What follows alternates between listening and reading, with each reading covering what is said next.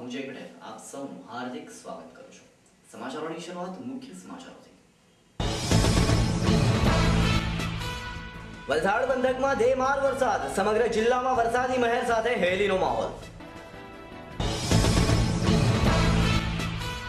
વલસાડમાં ભ્રષ્ટાચાર અને ભાજપ સરકાર વિરુદ્ધ કોંગ્રેસ દ્વારા વિરોધ, રેલી યોજી આપેલું આવેદનપત્ર। વલસાડ રેલવે યાર્ડમાં રેલવે તંત્ર દ્વારા ચોતરાનું ડિમોલેશન, ઝરણા પાર્ક નજીક પોલીસ બંદોબસ્ત વચ્ચે કરાયું ડિમોલેશન। વલસાડના ગુંદાઓમાં દીપડો દેખાતા ગભરાટ, છેલ્લા 5 દિવસથી બકરાનો દીપડા દ્વારા થાય છે શિકાર। પાડી શહેરમાં ભક્તિસભર વાતાવરણમાં ગુજરાતી સંસ્કૃતિ પ્રમાણે ગણેશ ભગવાનને વિદાય અપાઈ। હવે સમાચારો વિસ્તારથી। વલસાડ શહેર અને જિલ્લામાં ફરી એક વખત વરસાદી મહેરની સાથે હેલીનો માહોલ જામ્યો છે અને શહેર સહિત જિલ્લામાં વરસાદ પડતા સમગ્ર વિસ્તાર પાણીથી તરબોળ બન્યો છે।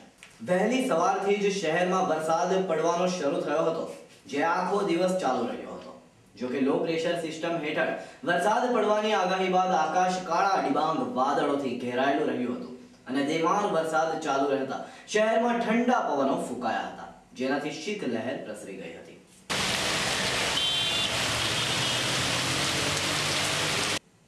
ગુજરાતમાં લોકાયુક્તની નિમણૂકની સામે મોદીજીનો વિરોધ સહિત હરેન પંડ્યા હત્યા કેસમાં હત્યારાઓને સજાની માંગ તેમજ રાજ્ય સરકાર દ્વારા ઉદ્યોગપતિઓને નીચા ભાવે અપાતી જમીન વગેરે મુદ્દાની સામે વિરોધ દર્શાવી વલસાડ તાલુકા કોંગ્રેસ સમિતિ દ્વારા રેલી યોજી રાજ્યપાલને ઉદ્દેશી જિલ્લા કલેક્ટરને આવેદનપત્ર સુપ્રત કરાયું હતું। આવેદનપત્રમાં રાજ્ય સરકારની નીતિ રીતિઓનો વિરોધ કરાયો હતો।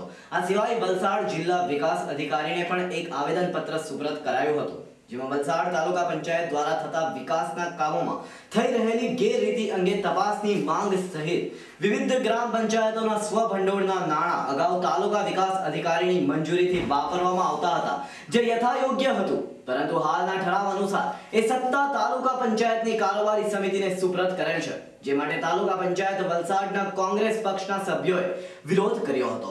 છતાં પણ એ ઠરાવ કરવામાં આવેલ છે, જે ઠરાવ નામંજૂર કરવાની માંગ કરી હતી। આ સિવાય વલસાડ તાલુકામાં નાના બાળકો માટેની મધ્યાહન ભોજન યોજના સરકાર દ્વારા એનજીઓ ટ્રસ્ટને સોંપવામાં આવેલ છે।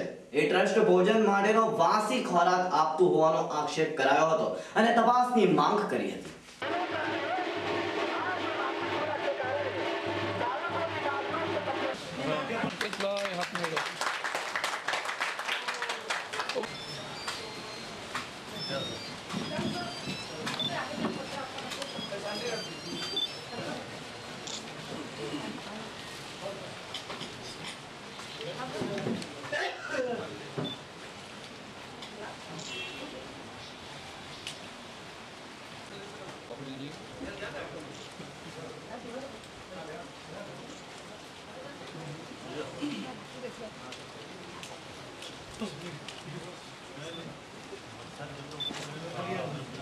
ભ્રષ્ટાચાર થઈ રહ્યો છે કે તમે અંદરથી જો એની તપાસ કરો દરેક કામોની તો તમને જોવા મળે। તમે જો જાઓ જો તે બેન તમે મેડમ જાઓ, એકાદ બે કામ તમે તમારી રીતે બોલાવજો ને આ કામ મારે જોવું છે તો તમને ચોક્કસ જ આ જે ગામો તમને હું કહું ત્યાં તમારું એક કામ તમે પસંદ કરો અને ત્યાં તમે જઈને તમે એની ઓળખ કરો તો તમને તદ્દન નાદુરસ્ત હાલત જોશે એ કામ દેખાશે। વડગામ ગામમાં હાલમાં કઈ યોજના ગટર યોજના એ નાણાં નાખતી વખતે અમે વિરોધ નોંધાવ્યો કે આ 2x2ના નાણાંમાંથી પાણીનું વહન થઈ શકશે નહીં। મેં ઓવરસેર સાહેબને પણ વાત કરી, 5.5 લાખ રૂપિયાનું ભયંકર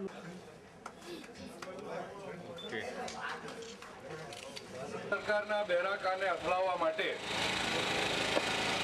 તેમજ માનનીય ગુજરાતના રાજ્યપાલ વિરુદ્ધ પોતાનું ખોટું ખરું કરાવવા માટે અને વારંવાર જૂઠું બોલીને પોતાની વાતને સાચી પાડવાના એકમાત્ર મુદ્દાને કારણે કર્ણાટકના માજી મુખ્યમંત્રી યેદુરપ્પાના ભાઈ મોદીરપ્પા જે પ્રયત્ન કરી રહેલ છે એ પ્રયત્નની સામે ગુજરાતની કોંગ્રેસ સરકાર, ગુજરાતની કોંગ્રેસ અને ભારતની કોંગ્રેસ સરકારને બદનામ કરવાના એકમાત્ર બદવિરાદાથી લોકોને ગેરમાર્ગે દોરવાનો જે પ્રયત્ન થઈ રહેલ છે તેની સામે આજની આ રેલીમાં સંપૂર્ણ વિરોધ કરવામાં આવે છે. બહેનો તથા ભાઈઓ, દિલ્હીના મુખ્યમંત્રીની સામે જ્યારે કોમ્પ્ટ્રોલર અને ઓડિટર જનરલ કેગ દ્વારા અભિપ્રાય આપવામાં આવ્યો, તેની સામે પાર્લામેન્ટની અંદર જબરજસ્ત હોબાળો મચાવવામાં આવ્યો અને પાર્લામેન્ટનું કામકાજ થંભાવી દેવામાં આવ્યું. પરંતુ જ્યારે કોમ્પ્ટ્રોલર અને ઓડિટર જનરલે કેગ દ્વારા ગુજરાતના મુખ્યમંત્રી દ્વારા અને ગુજરાતની ભાજપ સરકાર દ્વારા 26,000 કરોડના હિસાબના ગોટાળા બહાર પાડવામાં આવ્યા, ત્યારે તમામ માણસોએ, ભાજપના તમામ આગેવાનોએ, તમામ કાર્યકર્તાઓએ મૌન ધારણ કરી લીધેલ છે. એટલે ભાજપના દેખાડવાના અને ચાવવાના દાંતો જુદા જુદા છે. ગુજરાતની અંદર જે ઉદ્યોગપતિઓને 1 રૂપિયાથી લઈને 5 રૂપિયાના ભાવે જે લાખો કરોડો રૂપિયાની જમીનો આપી દેવામાં આવેલ છે, જ્યારે ગુજરાતના ગરીબ મધ્યમ વર્ગના, આદિવાસી અને બીજા નબળા વર્ગના લોકોને 2 ગુંઠા જમીન ઘરતાડની આપવાની હોય છે, તેને માટે આ મામલેદારો અને આ કલેક્ટરો ધક્કા ખવડાવીને અંતે પેલો થાકી જાય ત્યાં સુધી જમીનની ફાળવણી કરવામાં આવતી નથી.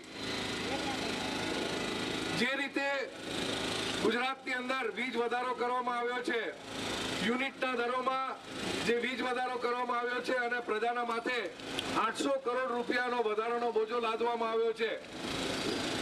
પેટ્રોલના ભાવોમાં, ડીઝલના ભાવોમાં સમગ્ર હિન્દુસ્તાનમાં સૌથી વધારે વેલ્યુ એડેડ ટેક્સ વેટ લેવામાં આવે છે અને મહારાષ્ટ્ર, રાજસ્થાન, દાદરા નગર હવેલી, દમણ જેવા પ્રદેશોમાં પેટ્રોલ અને ડીઝલના ભાવો ઓછા છે, જ્યારે ગુજરાતની અંદર એ જ ભાવોમાં 3 થી 4 રૂપિયાનો લીટરે ફરક પડે છે. વલસાડ રેલવે યાર્ડમાં ઝરણા પાર્ક નજીક રેલવેની જગ્યામાં બંધાયેલા એક ચોતરા અને દિવાલનું ડિમોલેશન કરાયું હતું. સવારે 9:30 કલાકે હાથ ધરાયેલી ડિમોલેશન કામગીરી દરમિયાન પોલીસ બંદોબસ્ત ગોઠવાયો હતો અને બાંધકામ દૂર કરવામાં આવ્યું હતું.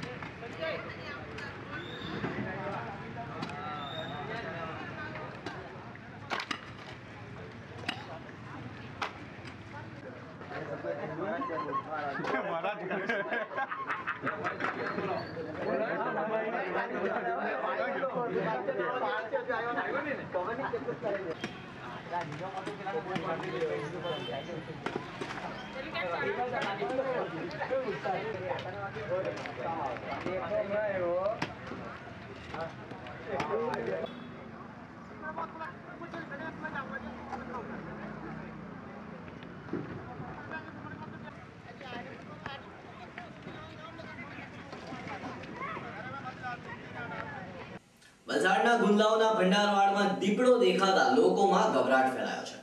ગુંદલાવના ભંડારવાડ ખાતે રહેતા ભીખુભાઈ ફકીરભાઈ આહિરની માલિકીના તેમના ઘરેથી છેલ્લા 5 દિવસથી દીપડો બકરા ઉચકી જાય છે અને ગત રાત્રે 2 કલાકે જ્યારે અવાજ આવતા ભીખુભાઈ તેમના ઘરના વાડામાં તપાસ કરવા ગયા ત્યારે બકરીના બચ્ચાને દીપડો ઉઠાવી જતો હોવાનું તેમણે જોતા તે ગભરાઈ ગયા હતા. આ અંગે ફોરેસ્ટ વિભાગને જાણ કરવા છતાં કોઈ પગલાં લેવાયા નહીં હોવાનું તેઓએ જણાવ્યું હતું.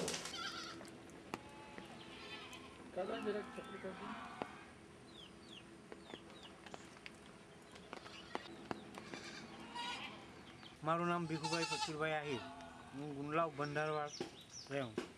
અને મારે ત્યાં આજે છેલ્લા 5 દિવસથી દીપડો આવે અને એક નંગ ઉચકી જાય. કાલે રાતના 2 વાગે મેં જોયો એને લઈ જતા ફૂટ મારી નજરે લઈ જતા જોયો. આગળ છે તે 1-2 લઈ ગયો પણ તે અમે કૂતરો લઈ ગયો એમ જાણેલું, ખબર નહીં પડતી. આ અંગે તમે કઈ જાણ કરી છે? હે કોને? ફોરેસ્ટમાં જાણ કરી. હા, પરમ દિવસે જ જાણ કરી ફોરેસ્ટમાં. હજુ નથી આવ્યા. આજે આવવા કીધું છે. અંદાજે કેટલા બકરા તમારા છે? મારા 5 નંગ ગયા. અગાડી ગયેલું છે તો કૂતરા લઈ ગયેલા એમ માની નીકળ્યું. અત્યારે લગાતાર 5 તો લઈ ગયા. પકડે તો 10-12 હજાર રૂપિયાનું નુકસાન તો ખરું છે. દેવમાં પ્રથમ પૂજનીય એવા ભગવાન શ્રી ગણેશજી પ્રત્યે લોકોને આતુર શ્રદ્ધા છે. ભગવાનની પ્રતિમાને સ્થાપિત કરી ભગવાનની અનેરી ભક્તિ શ્રદ્ધાળુ લોકો કરે છે. કિલ્લાપાડીમાં ગતરોજ આનંદ ચૌદશના દિવસે નાની મોટી 40 થી વધુ ગણેશજીની પ્રતિમાને પાર નદીમાં વિસર્જન કરવામાં આવી હતી. ભક્તોએ ઉત્સાહપૂર્વક ભગવાન શ્રી ગણેશજીની શોભાયાત્રા કાઢી હતી. ગણપતિ બાપ્પા મોરિયાના જય જયકારથી ગુજરાતી સંસ્કૃતિ પ્રમાણે રાસ ગરબાઓ ગાઈ ગણપતિ દાદાને વિદાય અપાઈ હતી.